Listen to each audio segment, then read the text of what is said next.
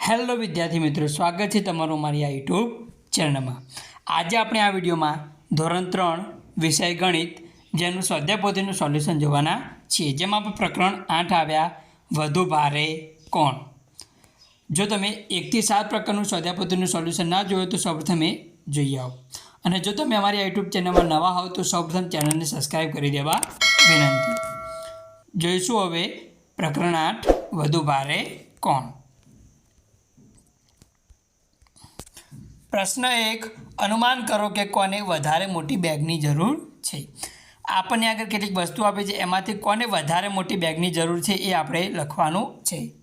तो पहलू 1 किलो के 1 किलो रूँ के 1 किलो लोखंड। अहीं अगर आपने 1 किलो रूँ के 1 किलो लोखंड आपेलू है ए बेमांथी कोने मोटी बेगनी जरूर पड़े तो रूँ बराबर एने मोटी बेगनी जरूर पड़े। बीजू 1 किलो गोळ के 1 किलो पॉपकॉर्न तो पॉपकॉर्न ने मोटी बेगनी जरूर पड़े। तीजू 1 किलो खांड के 1 किलो मगफड़ी तो मगफड़ी ने मोटी बेगनी जरूर पड़े। आ रीते आपणे लखवानुं छे। आगळनो प्रश्न बीजो 1 तरबूज बराबर 2 पपैया होय तो एटले के 1 तरबूज बराबर केटला पपैया 2। तो पहलो प्रश्न 3 तरबूज बराबर केटला पपैया थाय। जो 1 तरबूज बराबर 2 होय तो 3 तरबूज बराबर 6 पपैया। बीजो प्रश्न खाजग्या तरबूज बराबर 10 पपैया। खाजग्या तरबूज बराबर 10 पपैया। अहीं आपणे आपणे 1 तरबूज बराबर 2 पपैया એટલે કે 2 ગણા पपैया કેટલા ગણા 2 ગણા। तो जो पपैया 10 હોય तो तरबूज કેટલા થાય 5। तीजो प्रश्न 10 तरबूज बराबर खाजग्या पपैया। तो तरबूज करता पपैया કેટલા ગણા 2 ગણા तो શું કરીશું 20 થશે। કેટલો જવાબ આવશે 20। આગળનો ત્રીજો પ્રશ્ન અઠવાડિયા માટે નીચે દર્શાવેલ વસ્તુઓની કેટલી જરૂર પડે છે તેની યાદી બનાવો। આપણે અઠવાડિયા દરમિયાન વસ્તુઓ કેટલી ઉપયોગ કરીએ છીએ આપણે લખવાનું છે।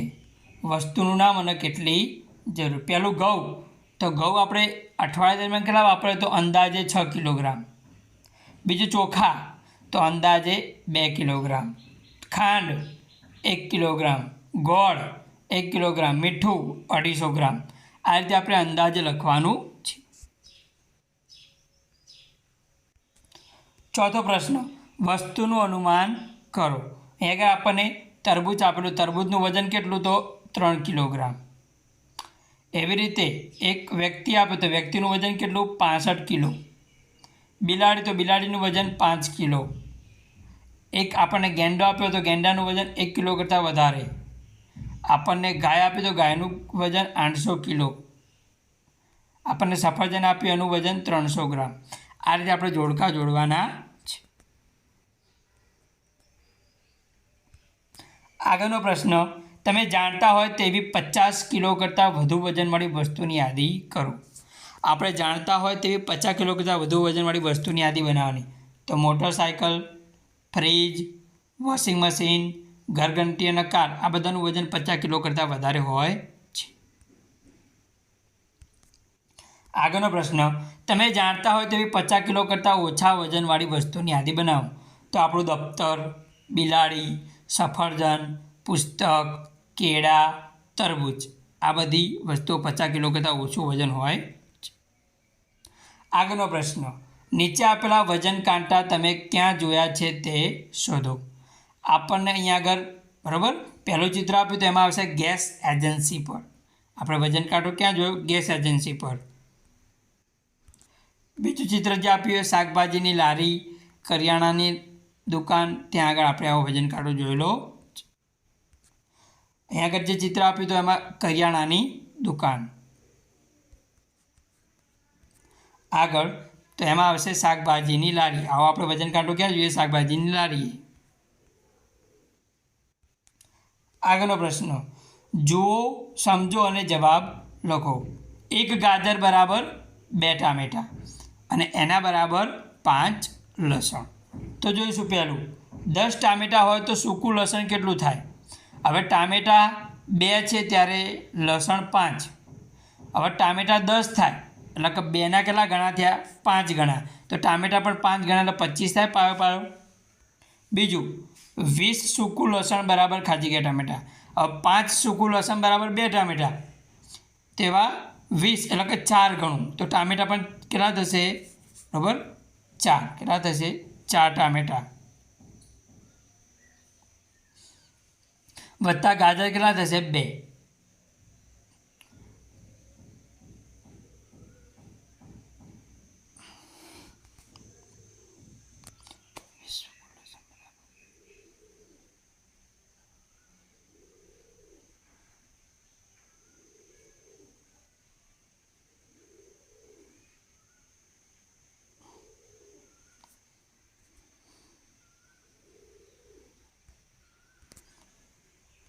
આગળ જોઈએ બીજું 20 સૂકું લસણ બરાબર ખાજી ગયા ટામેટાં વત્તા ખાજી ગયા ગાજર.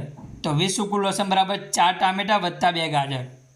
બીજું જોઈએ તો 8 ટામેટાં વત્તા 0 ગાજર. ત્રીજામાં જોઈએ તો 0 ટામેટાં વત્તા 4 ગાજર. આ રીતે આપણે લખવાનું છે.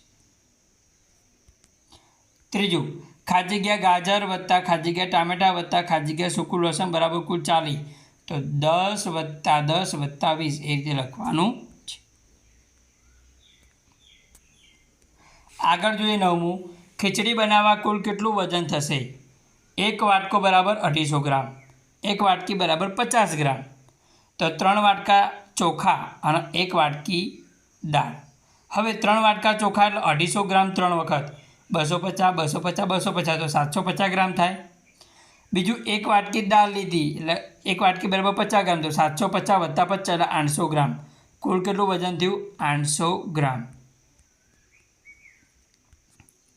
આગળ 10મું પિતાનું વજન 70 કિલોગ્રામ અને પુત્રનું વજન 14 કિલોગ્રામ હોય તો પુત્રનું વજન પિતાના વજન જેટલું કરવા કેટલા ગણું કરવું પડશે?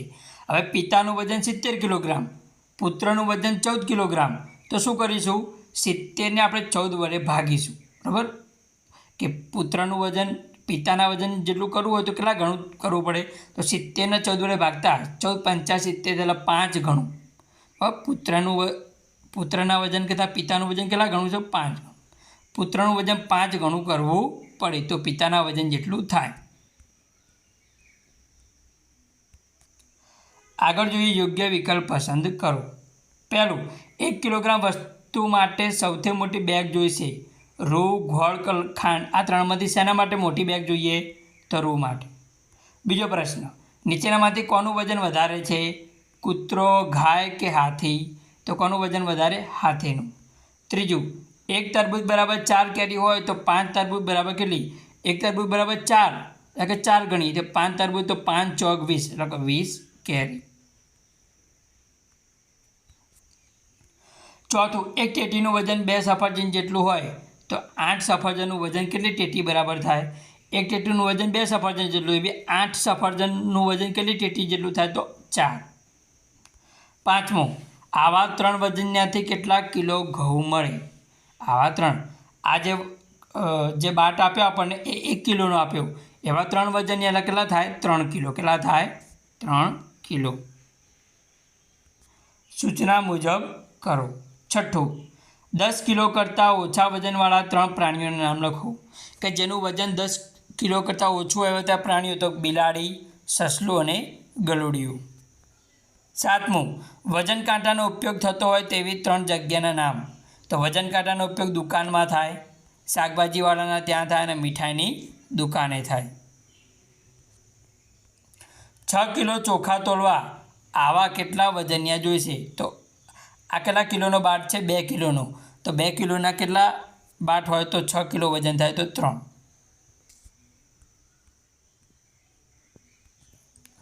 9મું આ વજન કાંટો તમે ક્યાં જોયો છે?